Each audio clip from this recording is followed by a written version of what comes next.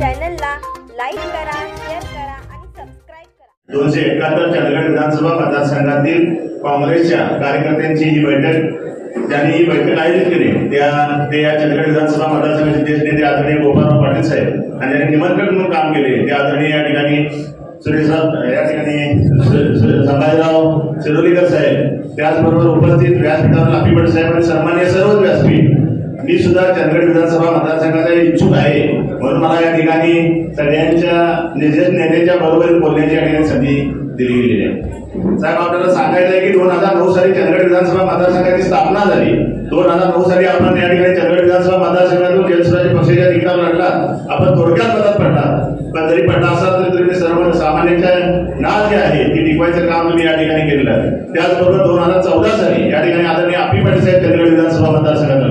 त्याचबरोबर 2019 साली परत आपी साहेब घडले, पण हे लढत असताना या ठिकाणी 2019 ची जाणीव आपल्याला सर्वांना का करून द्यायचं आहे त्याचं कारण सांगतो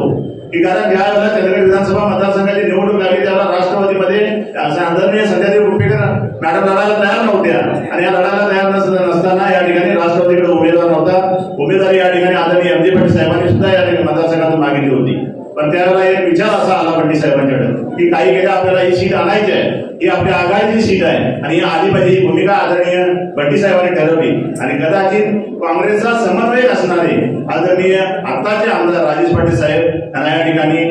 भट्टी साहेबांनी राष्ट्रवादीने उमेदवारी करण्याची संधी दिली आणि त्या संधीचं सोनं या ठिकाणी काँग्रेसच्या प्रामाणिक कार्यकर्त्यांनी काम करून त्यांना दिलं। ते देत असताना ज्या पद्धतीनं जा मुली जा दिल्या घरी सुखी राहा आपण म्हणतो, त्या पद्धतीने ही मुलगी जी आमच्यातनं गेली ती परत या कार्यकर्त्यांनी, सामान्य कार्यकर्त्यांनी जी भावना आता अभय साहेबांनी व्यक्त केली, आदरणीय या ठिकाणी विक्रम पाटील साहेबांचे वडील त्या ठिकाणी होते, आम्ही सर्वांनी काँग्रेसच्या तमाम कार्यकर्त्यांनी प्रामाणिक प्रयत्न करून त्यांना निवडून आणलं होतं, पण निवडून आलेल्या दुसऱ्याच दिवसापासून आम्हाला या ठिकाणी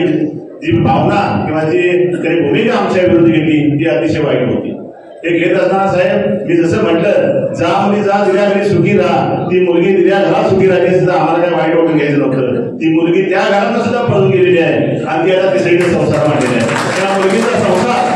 जर आपल्या घराने म्हणजे आज आम्ही बाहेरची माणसं सांगतो तुम्हाला की आमची आज जबाबदारी आहे काँग्रेसवाल्यांची की आज या ठिकाणी अशा पद्धतीची अशा विचाराची माणसं, अशी गद्दार माणसं घालणं हे तुमचं आमचं कर्तव्य आहे। प्रसंगी उमेदवारी साहेब कोणालाही असू दे, प्रसंगी मागच्या 2014 सुद्धा तुम्ही काँग्रेसमध्ये कोण होता, 2019 सुद्धा तुम्ही दोघं काँग्रेसमध्ये होता, अरबळ साहेब होतो, आम्ही होतो, या ठिकाणी श्रीनिवास चव्हाण साहेब कुटुंबीय होतं, आम्ही मोजकीच माणसं या ठिकाणी काँग्रेसमध्ये होतो, पण जी होतो ती भट्टी साहेबांचा विचार घेऊन जाणारी आम्ही माणसं होतो। त्याच विचाराची ताकद आदरणीय या ठिकाणी गोपाळराव साहेबांनी जाहीर प्रवेश केला आणि तीच ताकद परत आमची दुप्पट झाली। लगेच आपी पाटील साहेबांनी प्रवेश केला, ती दुप्पट झाली आणि आज आमची विनंती आपल्याला